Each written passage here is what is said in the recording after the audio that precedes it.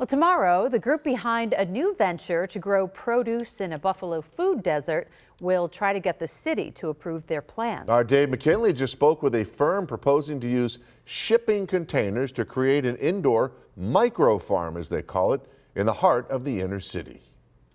They want to take this vacant building and the empty lots next to it, put down 10 40-foot-long shipping containers, and create a year-round indoor growing facility on Lombard Street near the Broadway Market. We wanted a place that that was working on a lot of revitalization, and with the investment money that's being put towards the Broadway Market and the Central Terminal, right? We thought it was a great area that's really starting to be developed. Gabe Bielikowski, who founded Ellicott Greens, a similar type operation in the southern tier, will be the farm management partner of the newly formed Fillmore Farms, which is getting $644,000 in taxpayer money from the state to seed its new venture.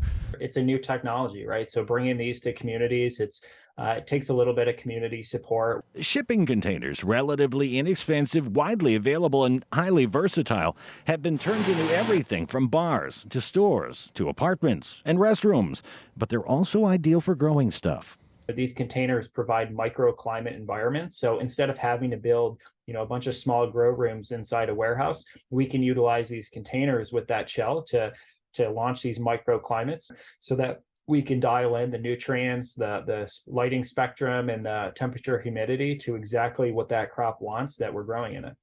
And while they're referred to as micro farms, in one real sense, there's nothing micro about them. What's nice about a container is because the vertical nature of it, 5 different tiers, we're able to grow a lot of produce within these units. So when you talk about lettuce, for example, one container can produce about 1,000 heads of lettuce per week per container. That's a lot of grain without having to plow up the back 40. We also learned that while the vast majority of their produce will actually be sold to a wholesaler, they are partnering with community groups to arrange for some to be sold at a reasonable price to Broadway Fillmore residents. What they need, though, is a variance because, among other things, the containers aren't on foundations and they don't have windows. But if they get it tomorrow, they say they can begin operating within just a few months. Dave McKinley, Channel 2 News.